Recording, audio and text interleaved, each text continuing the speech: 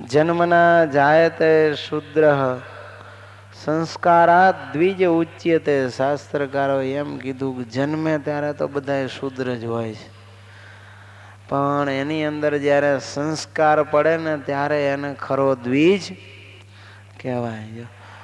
અગ્નોપવિત યજ્ઞોપવિત સંસ્કાર 8 વર્ષે જનોય આપે ત્યાર પછી એને દ્વિજત્વ પ્રાપ્ત થાય છે. એટલે જો એના ઉપર સંસ્કાર કરવામાં ન આવે ત્યાં સુધી માણસ બનતો નથી. પશુને કોઈ સંસ્કારની જરૂર નથી, કારણ કે એ પશુ જ રહે છે. પણ તો એ બાબરી ભગવાન બાલ ઘનશ્યામના પણ આપણે જાણીએ છીએ એમ આ બધા જ સંસ્કારો ક્રમશઃ ધર્મદેવ કરતા આવ્યા છે. અને ચૌલ કર્મ સંસ્કાર વખતે જ કાલિદત્ત ભગવાનને ઉપાડી ગયેલો ને ભગવાને પછી દ્રષ્ટિ માત્રથી કાલિદત્તનો નાશ કરેલો. ત્યાર પછી કર્ણવેદ સંસ્કાર આવે, બાળકના કાન વીંધાવાનો. એનું પણ એક સાયન્ટિફિક રીઝન હતું, પણ હવે ધીરે ધીરે કર્ણવેદ સંસ્કાર લુપ્ત થઈ ગયો છે અને ઘણા વીંધાવે છે, પણ શોખના. એક કાન વીંધાવીને એમાં એક હીરો પહેરે. પણ ખરેખર વૈજ્ઞાનિક દ્રષ્ટિએ કર્ણવેદ સંસ્કાર એ પણ મહત્વનો હતો. અને 8 વર્ષે બ્રાહ્મણ જ્ઞાતિ હોય તો એને યજ્ઞોપવિત સંસ્કાર, જેને ઉપનયન સંસ્કાર કહેવાય, તો એ જનોય આપવામાં આવે. અને એ જનોય જ્યારે આપે ત્યારે એ ખરા અર્થમાં દ્વિજ બને. દ્વાભ્યામ જાય તે જન્મ યસ્ય ઇતિ દ્વિજ. જેનો 2 વખત જન્મ 2 પ્રકારે થાય. પહેલો જન્મ માતાના ઉદર થકી અને બીજો જન્મ એને જ્યારે યજ્ઞોપવિત આપવામાં આવે ત્યારે થાય. એટલે કહ્યું ને કે જન્મના જાય તે શુદ્ર સંસ્કારાત દ્વિજ ઉચ્યતે. ત્યાં સુધી એ બાળક પણ શુદ્ર જેવો જ કહેવાય, પણ જ્યારે એને યજ્ઞોપવિત સંસ્કાર કરવામાં આવે ત્યારે એ ખરા અર્થમાં દ્વિજ બને છે. જો ભગવાન બાલ ઘનશ્યામ પણ પ્રગટ્યા પછી નાના હતા ત્યારથી ભગવાનને મુમુક્ષુઓના કલ્યાણ કરવાની ઉતાવળ હતી.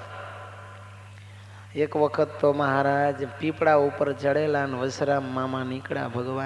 ભગવાનને જોઈને કહે છે, ઘનશ્યામ આ પીપળા ઉપર શું ચડ્યો? બીજા કોઈ વૃક્ષ ઉપર ચડ્યો હોત તો કંઈક ફળ તો ખાવા મળે. ત્યારે ભગવાન કહે છે, મામા હું કાંઈ ફળ ખાવા આ વૃક્ષ ઉપર ચડ્યો નથી. હું તો ઈ જોઉં છું કઈ દિશામાં મુમુક્ષુઓ જાજા છે કે મારે ત્યાં કલ્યાણ કરવા જવાનું છે. પછી મહારાજ કહે છે, મામા તમે એમ કહો છો કે આ વૃક્ષ ઉપર ફળ નથી. ભગવાને ડાળખીએ જુદા જુદા ફળ લટકાયા છે. સફરજન, ચીકુ, દાડમ, જામફળ, પપૈયું, કેરી, અનાનસ, બધા જ ફળો એક જ પીપળાના ઝાડ ઉપર હો. મામા તો આશ્ચર્ય પામી ગયા. ભગવાન કહે છે, જોવો જોઈ કયું ફળ આમાં નથી, દેખાડો.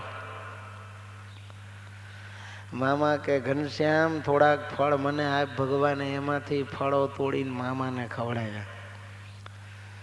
ભગવાન કહે છે, મામા અમે તો મુમુક્ષુઓ કઈ દિશામાં ઝાઝા છે એ જોવા આ પીપળા ઉપર ચડેલા. એટલે એ પીપળાનું નામ પડ્યું મોક્ષ પીપળો. આજે પણ હજી છપૈયામાં એ મોક્ષ પીપળો છે ગામની બહાર.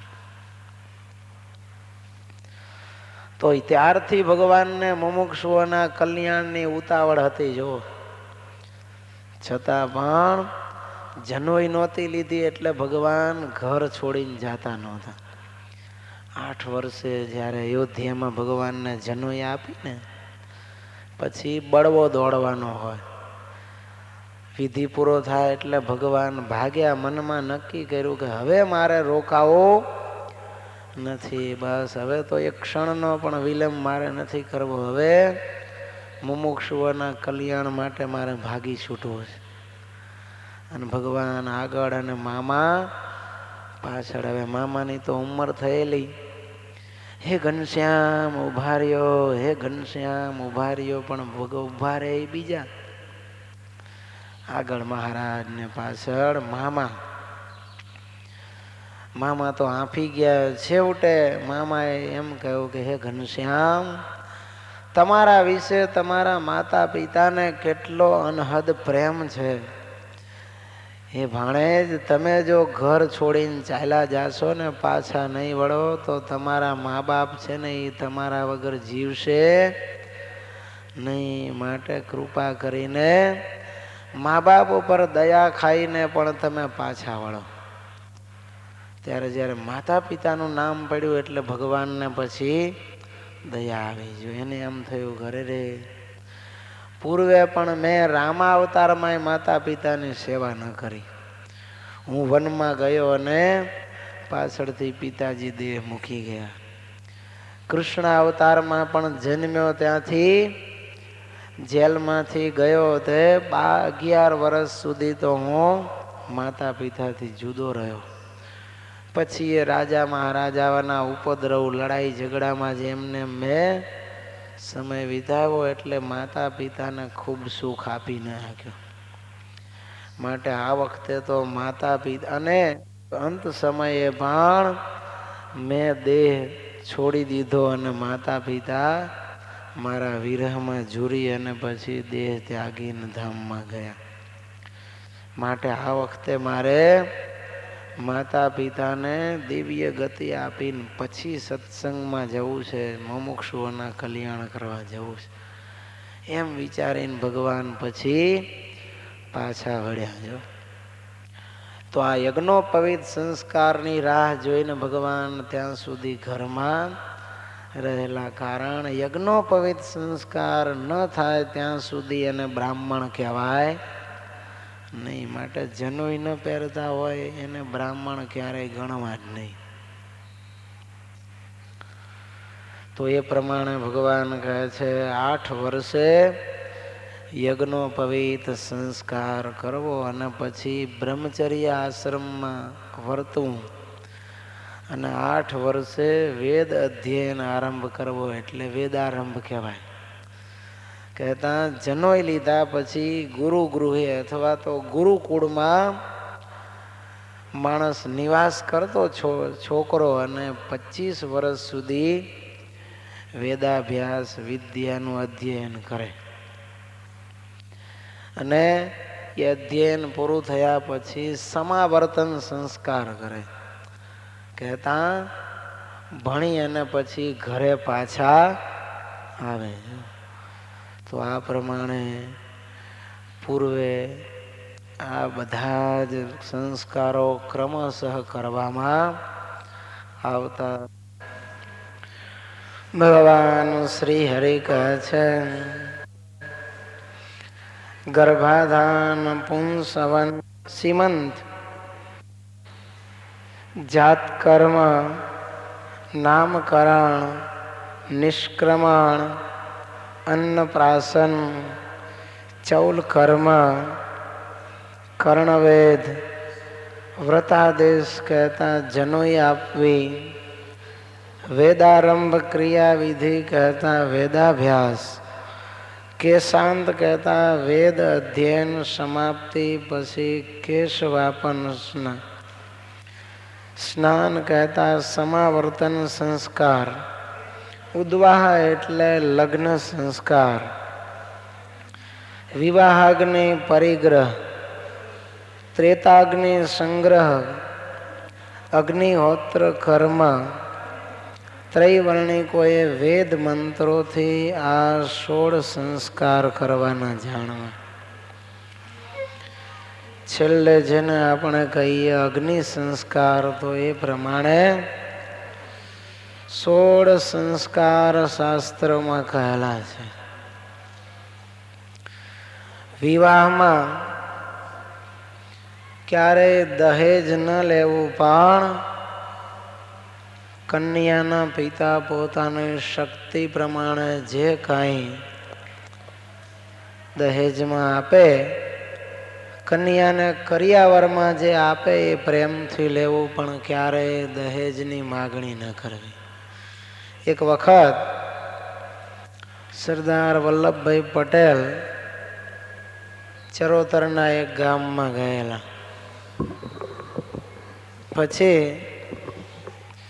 એમનો 6 ગામનો ગોળ હતો. એટલે એક પટેલની ઘરે બેઠા હશે, ત્યાં એમનો દીકરો આવ્યો. એટલે સરદાર પટેલ કહે છે, આ બળદિયો કેટલામાં વેચવાનો છે?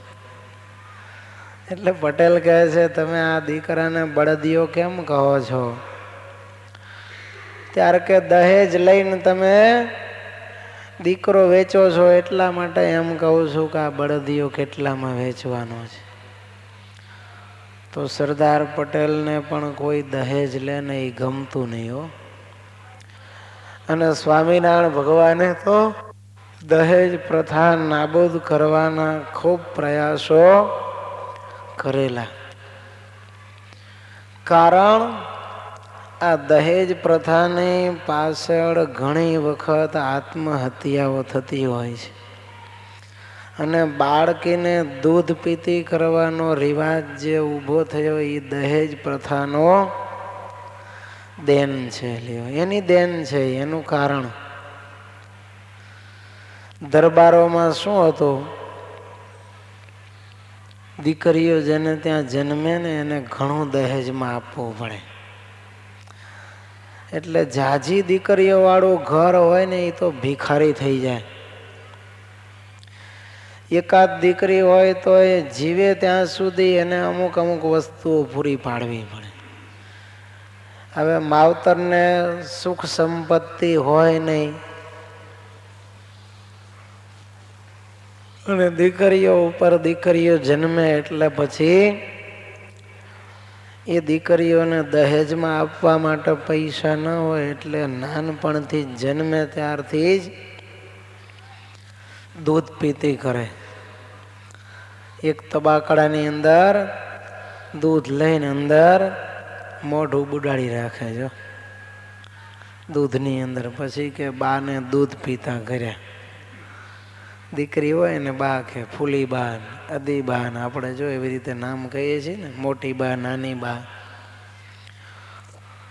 તો આ જે દૂધ પીતી કરવાનો રિવાજ નીકળ્યો એની પાછળનું મૂળ કારણ હતું દહેજ પ્રથા. દહેજ દેવાની કોઈની તાકાત નહોતી એટલે દીકરીઓને જન્મે ત્યારથી જ દૂધ પીતી કરી દે. એટલે દહેજની કોઈ ચિંતા જ નહીં. તો ભગવાન સ્વામિનારાયણે બધા કાઠીઓને સમજાવ્યા, દરબારોને સમજાવ્યા કે જે કોઈ સંતાન તમારે ત્યાં જન્મ લે છે એને જીવવાનો પૂરેપૂરો અધિકાર છે. એ જીવને માન માન અનંત જન્મો પછી માણસનો જન્મ મળ્યો અને એને તમે આ રીતે દૂધ પીતી કરીને મારી નાખો, એ તો બહુ મોટી ક્રૂર હત્યા કહેવાય. માટે કોઈએ દીકરીઓને દૂધ પીતી ન કરવી. ત્યારે બધા કાઠી દરબારો અને ગરાસિયા આવ્યા, મહારાજ દૂધ પીતી ન કરીએ તો કરીએ શું? અમારી પાસે દીકરીઓને દહેજમાં દેવા માટે રૂપિયા નથી અને દહેજ વગર કોઈ કન્યાને પરણતું નથી. પરણાવી હોય તો પાછી મોકલે છે. માટે ન છૂટકે અમારી પાસે છેલ્લો ઉપાય દૂધ પીતી કરવો એ જ છે. ભગવાન કે અમે બધાએ જુવાનિયાઓને સમજાવીશું, કોઈ દહેજ માગશે નહીં. અને તમારે કન્યાને પરણાવવા માટે પૈસા જોતા હશે તો અમે તમને કન્યાના લગ્ન કરવા માટેની વ્યવસ્થા કરાવી આપશું. અને ભગવાન સ્વામિનારાયણે જોડી માગી અને ગરીબોની દીકરીઓને પરણાવીને કન્યાદાન અપાવ્યા. અને યુવાનિયાઓ હતા એ બધાને સમજાવ્યા કે દહેજ લેવું એ મોટું પાપ છે. આમ તો એ માય કાંગલાપણું કહેવાય. શું કહેવાય? જેનામાં કમાવાની ત્રેવડ ન હોય ને એ દહેજ માગે. એટલે જો તમે દહેજ માગતા હોય તો એના કરતાં તો કુંવારા કે વાંઢા રહેવું ને એ પસંદ કરવું ઉત્તમ છે. પત્નીના પૈસા ઉપર જીવે એને પતિ કહેવાય, પુરુષ કહેવાય, બાયલો કહેવાય એને. હા, ક્યારેક ખોટ ગઈ હોય મોટી અને દેવું ભરવા માટે પૈસા આપે સસરા, પણ એ પણ કમાઈને પાછા દઈ દેવાની ત્રેવડ હોવી જોઈએ કે તમારા પૈસા મારે જોતા નથી. આજ તો ઘણા વહુના પત્નીના પૈસા ઉપર જીવનારા છે. એને બાયલાથી ઓછી કઈ કિંમત એની આંકી શકાય નહીં. પત્નીને એના પિયરની જે પરિસ્થિતિ સારી હોય ને સામેથી એ લોકો જે પ્રેમથી આપતા હોય દીકરીને, એની વાત જુદી છે. પણ તમને ગરીબ જાણી અને એ જો આપતા હોય ને તો ક્યારેય એવી વસ્તુ ન લેવી. તમને ભગવાને હાથ પગ આપ્યા છે, બુદ્ધિ આપી છે, કમાવાની ત્રેવડ છે, તો શા માટે પત્નીના પૈસા ઉપર જીવવું જોઈએ? સામેથી એ લોકો કંઈ આપતા હોય, પ્રેમથી આપે એની વાત અલગ છે. કરિયાવરમાં ભલે કરોડ રૂપિયા આપે પણ દહેજ પેઠે 1-5 પૈસા લેવાને એ નમાલાપણું કહેવાય અને એ લાંછન રૂપ કહેવાય. મતલબ કે તમારામાં તમારી પત્નીને ખવડાવવાની ત્રેવડ નથી ત્યારે તમે એના બાપ પાસે માગો છો. તો એવી ત્રેવડ ન હોય તો પરણવું જ શા માટે જોઈએ? પત્નીને પરણીને લાવો અને એને ખવડાવી ન શકો? એના કરતાં તો પછી અનાથ આશ્રમમાં જઈને બેસી જાઓ, ક્યાંક સદાવ્રત ચાલતા હોય ત્યાં જઈને બેસવું અને બેઠા બેઠા રોટલા ખાવા. માટે દહેજ માગવું એ હિન્દુ સંસ્કૃતિની આપણે ઇજ્જત કાઢવા જેવું છે. ક્યારેય કોઈ ભારત વર્ષનો પુરુષ યુવાન ક્યારેય પણ દહેજની અપેક્ષા રાખે જ નહીં. પણ આજે તો એટલી હદ સુધી પરિસ્થિતિ વણસી છે કે દહેજમાં કંઈ ન લાવી હોય ને કન્યા કે વહુ તો એને અગ્નિ સ્નાન કરાવે. સાસુ ત્રાસ આપે, સસરા ત્રાસ આપે, જેઠ જેઠાણી, દિયર દેરાણી, નણંદ, આખું કુટુંબ ભેગું થઈને ત્રાસ આપતું હોય. એનો પતિ અને અવારનવાર કંઈક વાતમાંથી વાત નીકળે એટલે સંભળાવે કે તું હવે તારા બાપે એમને એમ 2 લુગડા પહેરાવીને કાઢી મૂકી છે, બાપના ઘરેથી કંઈ લાવીશું? એવું પણ ક્યારેય વહુને ન કહેવું જોઈએ. એનો બાપ ગરીબ હોય તો તમને કન્યા તો આપી છે ને લાખેણી. એ સંસ્કાર વગરની હોય અને એને કંઈક 2 શબ્દો કયા હોય તો સમજી શકાય. નારીઓનું ખરું ધન કે એનું ઘરેણું કે આભૂષણ શું છે? લજ્જા. એ જો લજ્જાવાળી હોય આપણી કુળવધુ તો એનાથી વિશેષ કોઈ આભૂષણ એનું નથી. લજ્જા નારીણામ ભૂષણમ, નારીઓનું આભૂષણ લજ્જા છે. નિર્લજ કન્યા લાવ્યા હોય ભલે ને આખી હોનેથી મઢેલી હોય તો શું કામ નહીં કયો? માટે એ સંસ્કાર શીલ અને ચારિત્ર્ય વાળી કન્યા હોય ને તો એ જ એના એ મોટું દહેજ એ છે. તમારા કુળની કીર્તિ ઉજાડે, તમને સ્વર્ગમાં મોકલે કે ભગવાનનું ધામ અપાવે એ જ સાચી કુળવધુ કહેવાય. માટે લગ્ન સંસ્કાર એ અગ્નિની સાક્ષીએ અને વડીલોની હાજરીમાં થવો જોઈએ. એની સંમતિ સાથે માતા પિતા અને કુળ કુટુંબની લાગણીઓ ન દુભાય અને ધામધૂમથી જાન જોડી અને લગ્ન થાય એવી રીતે વિવાહ સંસ્કાર સંપન્ન થવો જોઈએ. પણ આજે તો ભણતા હોય કે શેરીમાં રહેતા હોય કે ક્યાંક ફરવા ગયા હોય ને કોઈની મુલાકાત થઈ ગઈ, બસ એની હારે મન માન્યું એટલે કુળ કુટુંબની લાજ મર્યાદા કે પછી સામે કયા વર્ણની કઈ જાતિની છે કયા ધર્મ સંપ્રદાયની છે કંઈ જોયા વગર એની સાથે લગ્ન કરી અને પરિણામે વર્ણશંકર પ્રજા જન્મે છે જેની અંદર સંસ્કારોની અપેક્ષા રાખી શકાય નહીં. તમે આમ જોજો એવી જે આવી રીતે વ્યભિચાર આદિ કર્મોથી જન્મેલા હોય ને એ જન્મજાત એવા જ સંસ્કારવાળા લગભગ થાય હો. શું કહ્યું? 99% એની પ્રજા એવી જ જન્મે છે. ચંદ્ર હતો ને ચંદ્ર એને ગુરુ પત્ની તારા ઉપર બળાત્કાર કર્યો, બૃહસ્પતિની પત્ની એની સાથે વ્યભિચાર કર્યો, એમાંથી બુધ જન્મ્યો. જો એ બુધે પણ પાછો વ્યભિચાર કર્યો, એમાંથી પુરુરવા જન્મ્યો, એ પણ પાછો ઉર્વશી અપ્સરા સાથે વ્યભિચાર કરે છે. કહેતા પરંપરા એ સંસ્કાર વગરની પ્રજા જન્મે. આવું પાપ જે કર્યું હોય ને એમાં સારા સંસ્કારોની અપેક્ષા રાખી શકાય નહીં. માટે લગ્ન સંસ્કાર વિવાહ સંસ્કાર છે ને એ વડીલોની સંમતિથી મા બાપની ઈચ્છા પ્રમાણે અને અગ્નિની સાક્ષીએ થાય તો એને જ વિવાહ સંસ્કાર કહેવાય. કે જે બ્રાહ્મણો વેદ મંત્રોના ઉચ્ચારણ સાથે શાસ્ત્રીય વિધિ પ્રમાણે કન્યા અને વરના હસ્તમેળાપ કરાવે.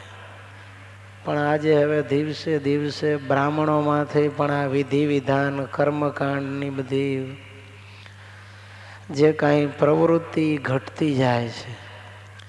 દક્ષિણા પ્રમાણે એ સંસ્કાર કરાવતા વિધિ કરાવતા હોય છે. અને વરરાજાને પૂછે કે બોલો અડધી કલાકમાં પતાવી દઉં કલાકમાં? વિધિ કેટલામાં પતાવવાની છે એ વરરાજાને, કારણ કે એને દિવસના 12 લગ્ન કરાવવાના હોય. એને દક્ષિણા ઉપર મજૂરી જ કરે છે. એને એમ થતું નથી કે હું ધાર્મિક વિધિ કરાવું છું. ગોર દાદાનું જે પુરોહિતનું જે સન્માન છે ને કે સ્વમાન છે એને છે જ નહીં. એને તો જાજા લગ્ન કરાવે, એક દીમાં તો જાજી કમાણી થાય, રૂપિયા ઉપર જ નજર છે. એનો એક જ ધ્યેય છે કે વર મરો કન્યા મરો પણ ગોરનું તરભાણો ભરો. સંસ્કાર વૈદિક વિધિથી સંપન્ન થાય છે કે એની સાથે એને કાંઈ મતલબ નથી. તો એવું ન કરવું. ગોર બાપા જે બ્રાહ્મણો કર્મકાંડ કરતા હોય એને પણ વિધિસર લગ્ન સંસ્કાર કરાવવા જોઈએ. અને કોર્ટ મેરેજ કરે એ હવે સરકારને માન્ય છે, પણ ખરેખર શાસ્ત્રીય લગ્ન એ કહેવાય નહીં. કારણ કે કોર્ટ મેરેજ કરવાને એમાં કોઈ શાસ્ત્રીય વિધિ તો આવતી નથી, અગ્નિની સાક્ષીએ થતા નથી. વકીલો અને જજની સાક્ષીએ તો જજ અને વકીલો કેટલા ઇજ્જત આબરૂવાળા અને સારા ચરિત્રવાળા હોય આખી દુનિયા જાણે. જજ અબ્દુલ કલામના નામના વોરંટે કાઢે છે રૂપિયા લઈને, અને પછી સસ્પેન્ડ થાય છે. આપણે અમદાવાદમાં જ બની ગયેલી ઘટના જો. એ મૂર્ખાઓને એટલી અક્કલ હોતી નથી કે હું કોના નામનું વોરંટ રૂપિયા લઈને કાઢું છું. 45,000માં અબ્દુલ કલામ અને એક મોટા જજના નામ ઉપર વોરંટ કાઢ્યો. લ્યો,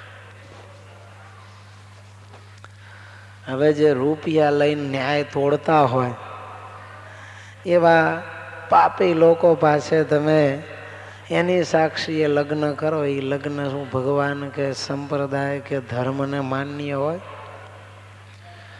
માટે એ લગ્ન પણ કાયદેસરના કહેવાય નહીં. અને ઇલીગલ ઘણા લગ્નો અત્યારે ગેરકાયદેસર એમને એમ ઘર બાંધીને બેસી ગયા હોય, જે રખાત જ કહેવાય, એને પત્ની તો કહેવાય જ નહીં. અને એવી રીતના જે મેરેજ કે પછી બીજું એક કંઈક મૈત્રી કરાર કરીને પાછા સંસાર ભોગવતા હોય છે, તો એ પણ કાયદેસરના લગ્ન કહેવાય નહીં. માટે પોતાના કુટુંબની અને પોતાને યોગ્ય, પોતા કરતાં સહેજ નાની ઉંમરની અને નારીના લક્ષણોએ સંપન્ન એવી કન્યા, જે લોકાપવાદથી રહિત હોય એવી કન્યા સાથે વેદ અધ્યયન કરી સમાવર્તન સંસ્કાર કર્યા પછી એવી કન્યા સાથે પુરુષે યુવાને સંબંધ કરી અને બધા સગા સંબંધીઓની હાજરીમાં અગ્નિની સાક્ષીએ જે લગ્ન કરવા એને સાચો વિવાહ સંસ્કાર કર્યો કહેવાય. અને એ વિવાહમાં કંકુ કન્યા લેવી, કહેતા કોઈ દહેજની અપેક્ષા રાખવી નહીં. કન્યાનો પિતા જે કંઈ પોતાની શક્તિ પ્રમાણે કન્યાને કરિયાવરમાં પ્રેમથી આપે એ વાત જુદી છે. તો એવી રીતે મહારાજ કહે છે, જો લગ્ન કરે તો ધન્ય ગ્રહસ્થાશ્રમ થાય, નહીતર પછી પરણીને થોડા સમયમાં છૂટાછેડા લેવાના વારા આવે. માટે લગ્ન છે ને એ વાસના તૃપ્તિ માટે નથી. કહેતા કામ ભોગ માટે આ લગ્ન સંસ્કાર નથી, પણ વૃત્તિના સંયમ માટે લગ્ન છે. પિતૃ ઋણ અદા કરવા માટે, કે પરણી અને પિતૃઓનો વંશ આગળ ધપાવવો, અને એક બાળક હોય તો એને શ્રાદ્ધાદિક કર્મ કરી અને જ્યાં ક્યાંય પિતૃઓ દુઃખી હોય ત્યાં સુખી કરે. જેમ ભગીરથ જો સગર રાજાના વંશમાં થયા તો 60,000 સગર પુત્રો હતા, એનું જે કપિલ ભગવાનના શાપથી કોપથી મૃત્યુ થયું હતું, બળી મુવાતા એના કોપથી એ અવગતિ પામ્યા હતા. એની સદગતિ ભગીરથ રાજાએ ભાગીરથી ગંગા પૃથ્વી ઉપર લાવીને કરાવી. એવા ગુણિયલ પુત્રને ઉત્પન્ન કરે અને પિતૃઓનું કલ્યાણ કરે, એને સદગતિ અપાવે, એને અર્થે લગ્ન સંસ્કારથી જોડાવાના હોય. તો આવી રીતે પત્નીને સહધર્મચારિણી માની, કામ પત્ની નહીં, ભોગ પત્ની નહીં, પણ ધર્મ પત્ની, ધર્મ એના દ્વારા સિદ્ધ કરી શકાય. કહેતા નિયમો પાળી શકાય અને યજ્ઞ યાગાદિક પૂજા આદિકમાં એની સાથે બેસી અને ધાર્મિક કાર્યો સંપન્ન કરી શકાય. એના માટે લગ્ન કરવાના. એટલે તો પત્નીને શું કહેવામાં આવે છે?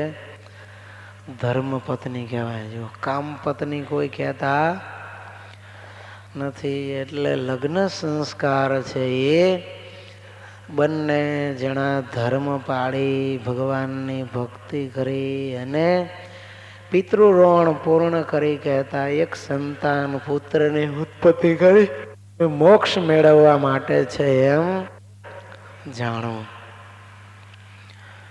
તો એવી રીતે ભગવાન કહે છે આ સંસ્કાર કરવા. એમાં છેલ્લે અગ્નિ સંસ્કાર આવે છે, મૃત્યુ પછી જે બાળવાનો સંસ્કાર. તો હિન્દુઓમાં આ સંસ્કાર છે કે છેલ્લે આપણું શરીર છે એ આપણે અગ્નિને સોંપી દઈએ છીએ, અને 5 ભૂત છે એનું બનેલું આ શરીર એ 5 મહાભૂતમાં વિલીન થઈ જાય. તો ખરેખર તો એ અગ્નિ કયો હોય? ગાર્હ્ય પ્રસ્થ અગ્નિ કહેવાય ને. લગ્ન વખતે જે અગ્નિ પ્રગટાવેલો હોય ને એ અગ્નિ પહેલા ઘરે લઈ આવવામાં આવતો અને યજ્ઞશાળાની અંદર સ્થાપન કરે, અને દરરોજ સવારે એમાં હોમ કરવામાં આવે. અને જ્યારે પુરુષનું મૃત્યુ થાય ત્યારે એમાંથી જ અગ્નિ લઈ અને એ અગ્નિ વડે અગ્નિ સંસ્કાર કરવામાં આવતો કે જે અગ્નિની સાક્ષીએ અમે લગ્ન જીવનથી જોડાયા છીએ એ જ અગ્નિની સાક્ષીએ હવે અમે છૂટા પડીએ છીએ. તો એવી રીતે છેલ્લો અગ્નિ સંસ્કાર કરવામાં આવે. હવે આ બધા જે સંસ્કારો છે એ જે બાળક કહેતા નર જાતિ પુરુષ હોય એના બધા જ સંસ્કારો છે એ વૈદિક મંત્રો વિધિ દ્વારા કરવામાં આવે. અને જે બાળકી હોય કે સ્ત્રી હોય તો એના બધા જ સંસ્કારો પૌરાણિક મંત્રોથી કરવામાં આવે. સિવાય કે એક લગ્ન સંસ્કાર. એક લગ્ન સંસ્કાર એવો સંસ્કાર છે કે જે પુરુષની સાથે કરવામાં આવે છે, એટલે એ સંસ્કાર સ્ત્રીનો પણ વૈદિક મંત્રો દ્વારા કરવામાં આવે છે. અને શૂદ્રોને વેદમાં અધિકાર ન હોવાથી એના બધા જ સંસ્કારો છે એ પૌરાણિક મંત્રો દ્વારા કરવામાં આવે. પણ વૈદિક મંત્રો દ્વારા શૂદ્રોના સંસ્કાર થઈ શકે નહીં. ત્યાર પછી ભગવાન કહે છે આહનિક કર્મ કરવું. આહનિક એટલે રોજ જે કરવાનો કહેલો વિધિ એને આહનિક કર્મ કહેવાય. સત્સંગી જીવન પ્રકરણ 2 અધ્યાય 7 ભગવાને કહ્યું છે સ્નાનમ સંધ્યા જપો હોમ સ્વાધ્યાય પિતૃતર્પણમ દેવતા પૂજનાદીની નિત્યમ કાર્યાણિ ચ દ્વિજૈઃ. ભગવાન કહે છે સ્નાનમ સંધ્યા હરેઃ પૂજા જપશ્ચ ગુણકીર્તનમ સત્સંગશ્ચેતિ સર્વેષાં ષટ્કર્માણિ દિને દિને. સ્નાન સંધ્યા જપ હોમ સ્વાધ્યાય પિતૃતર્પણ અને દેવ પૂજન આદિ કર્મો નિત્ય પ્રત્યે દ્વિજાતિ કહેતા ત્રૈવર્ણિકોએ કરવા. અને સત્સંગીઓએ શું કરવું તો 100મા શ્લોકમાં નારાયણ ગીતામાં કહે છે સ્નાન સંધ્યા ભગવાનની પૂજા ભગવાન મંત્રનો જાપ અને ભગવાનનું ગુણ કીર્તન અને સત્સંગ આ 6 કર્મો રોજે રોજ ભગવાનના સત્સંગી એવા ભક્તોએ કરવા જો. આ 6 કર્મો તો સત્સંગી માત્ર કરવા જોઈએ. કહ્યું તો કે સવારમાં ઉઠીને સ્નાન, બીજી સંધ્યા વિધિ, ત્રીજું ભગવાનની પૂજા, ચોથું જાપ કહેતા ભગવાનના નામની માળા, ગુણ કીર્તન કહેતા કથા વાંચવી અથવા તો કીર્તનો ગાવા, અને સત્સંગ કરવો કહેતા કથા વાર્તા સાંભળવી. આ 6 કર્મો સત્સંગી માત્ર દરરોજ કરવા જોઈએ. એને આહનિક કર્મ કહેવાય. તો એ પોતાના ગૃહ્ય સૂત્રને અનુસારે ભગવાન કહે છે આહનિક કર્મ કરવા અને શ્રાદ્ધ કરવા. તો શ્રાદ્ધ પ્રતિ સંવત્સર સનનું શ્રાદ્ધ કરવા એમ ઋષિઓએ સ્મૃતિ શાસ્ત્રની અંદર કહ્યા છે. કેટલા? 96 શ્રાદ્ધ એક વર્ષમાં આવે. એટલે દર 3 દિવસે એક શ્રાદ્ધ આમ તો થયું, એવરેજ કાઢીએ તો આપણે. એટલા શ્રાદ્ધ શાસ્ત્રમાં બતાવ્યા છે. દેશ કાળ જો અનુકૂળ હોય તો 96 શ્રાદ્ધ કરવા અને જો છન્નું શ્રાદ્ધ ન સહી શકે તો કેટલા શ્રાદ્ધ કરવા? કેટલા શ્રાદ્ધ આવે ભાદરવામાં? 16 શ્રાદ્ધ. એ 16 શ્રાદ્ધ તો અવશ્ય કરવા. એમાં 3 શ્રાદ્ધ મિનિમમ બધાને કરવાના હોય. એક માતૃ શ્રાદ્ધ, બીજું પિતૃ શ્રાદ્ધ, ત્રીજું બાળા ભોળાનું શ્રાદ્ધ, અને એક સર્વ પિતૃ શ્રાદ્ધ કહે છે, જે અમાસનું શ્રાદ્ધ હોય એ કમ્પલસરી કરે. સત્સંગીઓ તો પછી નોમનું, જે સૌભાગ્યવતી સ્ત્રી એનું શ્રાદ્ધ કરતા હોય છે.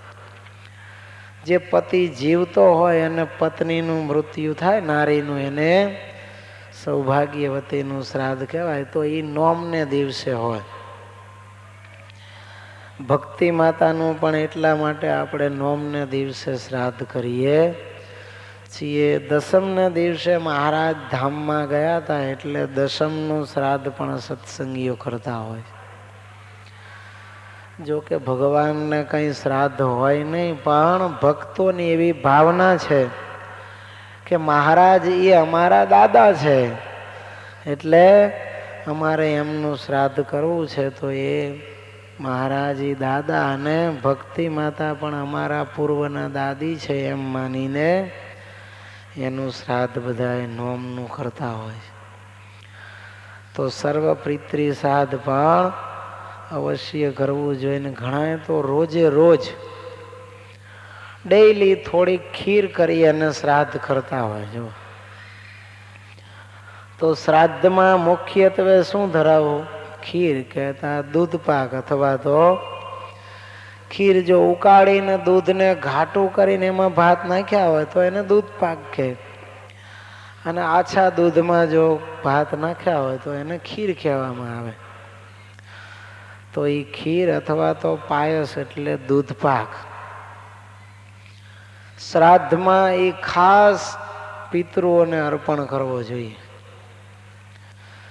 જો શ્રાદ્ધમાં તમે ખીર કે દૂધ પાક અર્પણ કરો પિતૃઓને, તો 1 વર્ષ સુધી એને ભૂખ ન લાગે, એમ યાજ્ઞવલ્કે સ્મૃતિમાં લખ્યું છે. એટલે તો ભાદરવામાં તમે જો રસોઈ હોય એ બધી શેની હોય? દૂધ પાકની જ હોય. ભાદરવામાં દૂધ પાકની જ રસોઈ હોય. એની પાછળનું બીજું કારણ પણ છે કે ચોમાસામાં આ બધું મંદ પાચન આદિક થયું હોય, પિત્તની પ્રકૃતિ વધી હોય, તો આ દૂધ પાક પીવે ભાદરવામાં, એટલે પછી પિત્તનું શમન થાય. એ વૈજ્ઞાનિક કારણ પણ એમાં જોડાયેલું છે. અને બીજું કારણ છે, પિતરીઓને તમે બીજું ગમે એ જમાડો, ગુલાબ જાંબુ, ટોપરા પાક, બરફી, પણ થોડા દિવસમાં એને ભૂખ લાગી જાય. જ્યારે ખીરનું ભોજન તમે કરાવો 1 વર્ષ સુધી ભૂખ ન લાગે. આજે શ્રાદ્ધ કર્યું હોય તો આવતા વર્ષે એ શ્રાદ્ધનો દિવસ આવે તેથી ભૂખ લાગે. એટલે યાજ્ઞવલ્કે ઋષિએ કહ્યું કે પિતૃ શ્રાદ્ધમાં દૂધ પાક તો ખાસ કરો. ભલે પછી દાદાને બટેટાવડા ભાવતા હોય તો બટેટાવડા અને દૂધીનો હલવો ભાવતો હોય તો એ પણ કરો, કે કોઈને પછી ચૂરમાના લાડુ ભાવતા હોય, કોઈને મોતૈયા લાડુ, કોઈને લાખણસાઈ લાડુ. તો એ ભાવતી વસ્તુ કરવી હોય તો જરૂર કરવી, પણ મુખ્ય જે ખીર છે એ તો અવશ્ય 1 વાટકી બનાવીને એનું તો બલિ આપવું. તો એવી રીતે દૂધપાકના શ્રાદ્ધથી પિતૃઓની અતિશય તૃપ્તિ થાય અને 1 વર્ષ સુધી એને ભૂખ લાગે નહીં. હવે એકાદશીને દિવસે શ્રાદ્ધ આવી પડે તો શું કરવું? તો પિતૃઓ છે ને એ બધા ભગવાનના ભક્ત છે. એ કોઈ એકાદશીને દિવસે અનાજ ખાતા નથી. એકાદશીનું વ્રત બધાય કરે છે. એમ વાસુદેવ મહાત્મ્ય અને યાજ્ઞવલ્કે સ્મૃતિમાં લખ્યું છે. એટલે એકાદશીને દિવસે તમે જો શ્રાદ્ધ કરો ને અનાજનું, તો પિતરીઓ ગ્રહણ કરે નહીં. માટે એકાદશીનું શ્રાદ્ધ 12ના દિવસે કરવું. બારસના દિવસે તમે એ શ્રાદ્ધ કરો તો પિતરીઓ પ્રેમથી પારણા કરે ને ઉલટાના જમવાના હોય એનાથી વિશેષ જમે અને અતિ તૃપ્ત થાય છે. પણ જો એકાદશીને દિવસે તમે શ્રાદ્ધ કરો તો ઉલટાના એ ભૂખ્યા રહે અને તમારા ઉપર નારાજ થાય છે કે આ મારી એકાદશી તોડાવે છે. એટલે એકાદશીને દિવસે કોઈના પિતૃઓ ધામમાં ગયા હોય તો એને બારસને દિવસે શ્રાદ્ધ કરીને જમાડવાનું. ભગવાન શ્રી રામજીએ પણ પુષ્કર રાજ ક્ષેત્ર છે ને અહીંયા પોતાના પિતાજી દશરથજીનું શ્રાદ્ધ કરેલું છે. સીતાજીની સાથે ભગવાન રામજી વન વિચરણ વખતે ફરતા ફરતા પુષ્કર રાજ અજમેરની બાજુમાં તીર્થ આવ્યું ત્યાં પધાર્યા. પછી ત્યાં બ્રાહ્મણોની સાક્ષીએ રામચંદ્રજી ભગવાન શ્રાદ્ધ કરવા લાગ્યા. એવું કહેવાય છે કે ત્યાં શ્રાદ્ધ કરે તો એના જે પિતૃ હોય ને એનું મિલન એને થાય અને પ્રગટ પ્રમાણ આવીને શ્રાદ્ધના પિંડ ગ્રહણ કરે. એટલે રામચંદ્રજી શ્રાદ્ધ કરવા બેઠા, સરામણું ગણાય છે. તો એ શ્રાદ્ધ વખતે દશરથ મહારાજા આવ્યા. કોણ આવ્યું? દશરથ મહારાજા આવ્યા. એટલે શ્રાદ્ધ કરાવતા કરાવતા સીતાજી છે ને એ મોઢું ફેરવીને બેસી ગયા, મોઢું ઢાંકીને. રામચંદ્રજી ભગવાને આ જોયું. બીજો વેશ લઈને દશરથ મહારાજા આવેલા. શ્રાદ્ધ વિધિ પૂરી થઈ ને એટલે પછી રામચંદ્રજી ભગવાને સીતાજીને પૂછ્યું કે દેવી, શ્રાદ્ધ કરતા કરતા તમે મોઢું કેમ ફેરવી લીધું? ત્યારે કહે છે, સાંભળો, શ્રાદ્ધના પિંડ ખાવા માટે આપણા પિતાશ્રી આવ્યા હતા. દશરથ મહારાજા પધારેલા. પેલી બે અજાણી વ્યક્તિ હતી એમાંના એક આપણા તમારા પિતાશ્રી મારા સસરા દશરથ મહારાજા સ્વયં પોતે આવેલા. હવે વનવાસ દરમિયાન આપણી શરીર તો આ કાયા છે એ કૃશ થઈ ગયું છે. તો મારું સાવ આવું નંખાઈ ગયેલું શરીર, સુકાઈ ગયેલું શરીર જુએ ને તો પિતાજીને દુઃખ થાય એટલા માટે મેં મારું શરીર ન દેખાય એટલા માટે મુખારવિંદ ન દેખાય એટલે મોઢું ઢાંકી અને આમ ફેરવી લીધું શરીર અને પિતાજીને પિંડ અર્પણ કર્યો. ત્યારે રામચંદ્રજી ભગવાન રાજી થયા કે મારા હાથો હાથ પિતાજીએ પિંડદાન કર્યું, એ ગ્રહણ કર્યું. અને એમ કહેવાય છે કે જેના પિતરીઓની મુક્તિ ન થઈ હોય ને એ બધા ત્યાં એક ઓટલી છે. એ ઓટલી ઉપર રાતે જઈને સૂવે ને તો ત્યાં એને દર્શન આપે. પછી રામચંદ્રજી ભગવાન પણ એ પિતૃ મિલનની ઓટલીએ જઈને સૂતા ત્યારે રાતે દશરથ મહારાજાએ દર્શન દીધા. કારણ કે એમને અંતકાળે તો બધા પાપ કર્મ દેખાતા હતા. જે શ્રવણને મારી નાખ્યો તો અંતકાળે એ દ્રશ્ય એની દ્રષ્ટિ સામે હતું. એટલે દશરથ મહારાજા પણ ધામમાં ગયા નહોતા. પછી ભગવાન રામચંદ્રજીએ દશરથ મહારાજાને મુક્તિ અપાવી. તો આમ શ્રાદ્ધ તમે કરો એટલે પિતરીઓ જ્યાં હોય ત્યાંથી એ શ્રાદ્ધ લેવા માટે આવે. વાયસ કહેતા કાગડા, એટલે કાગ વાયસ કરે છે એમ માને છે. આપણી માન્યતા એવી કે કાગડામાં રહીને એ કાગડાના સ્વરૂપે આપણું જે કંઈ શ્રાદ્ધ અર્પણ કરીએ, બલિ નાખીએ, પિંડ નાખીએ, એ પિતરીઓ એના સ્વરૂપે રહીને ખાય છે. તો ભગવાન સ્વામિનારાયણ પોતે પણ શ્રાદ્ધ કરાવતા હો. એક વખત નોમનો દિવસ હતો એટલે ભગવાન કહે છે કે આજે તો અમારે ભક્તિ માતાનું શ્રાદ્ધ કરવું છે. ભાદરવા મહિનામાં નોમનું શ્રાદ્ધ આવ્યું એટલે દાદા ખાચર કે ભલે મહારાજ શ્રાદ્ધ કરો. એટલે સરસ મજાની રસોઈ કરાવડાવી. બ્રહ્મચારી મહારાજે પણ થાળ કર્યો, મૂળજી બ્રહ્મચારીએ. પછી મહારાજ કે આજ તો અમારા માતાનું શ્રાદ્ધ છે, માટે અમે પહેલા નહીં જમીએ, બ્રાહ્મણને જમાડીને જમશું. મૂળજી બ્રહ્મચારીને કહે છે પહેલા તમે જમી લ્યો.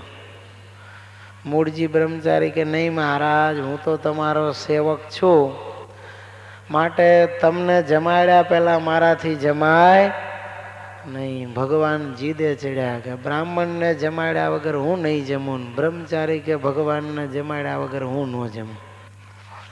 બે જણા જીદે ચડ્યા. પછી સંતોએ બધાએ બ્રહ્મચારીને સમજાવ્યા કે મહારાજ જીદ છોડશે નહીં, માટે એમ કરો તમને કાંઈ પાપ નહીં લાગે. ભગવાનને જો આવી ઈચ્છા છે તો એની ઈચ્છા તમે પૂર્ણ કરો. અને આજે તમે ભગવાન પહેલા જમી લ્યો. ત્યારે બ્રહ્મચારી જમ્યા અને પછી મહારાજ પોતે જમ્યા. તો આમ મહારાજ પોતે પણ ભક્તિ માતાના ધર્મદેવના શ્રાદ્ધ કરાવતા. ભગવાન કે તમારે બધાએ પણ તમારા માતા પિતા અથવા તો દાદા દાદી જે ધામમાં ગયા હોય એની પાછળ એની તિથિ હોય એ પ્રમાણે અવશ્ય શ્રાદ્ધ કરવા. તો એ પ્રમાણે શ્રાદ્ધ કરીએ તો જ એને સાચા હિન્દુ સંસ્કૃતિના સંતાન કહેવાય. તો ગૃહ્ય સૂત્ર, ગૃહ્ય એટલે કલ્પસૂત્રમ. કલ્પસૂત્રો ઘણા છે. આશ્વલાયન, કાત્યાયન, લાટ્યાયન આદિ. તો એમાં આપણને જે સૂત્ર લાગુ પડતા હોય અને એમાં જે નિયમ કયા હોય એ પ્રમાણે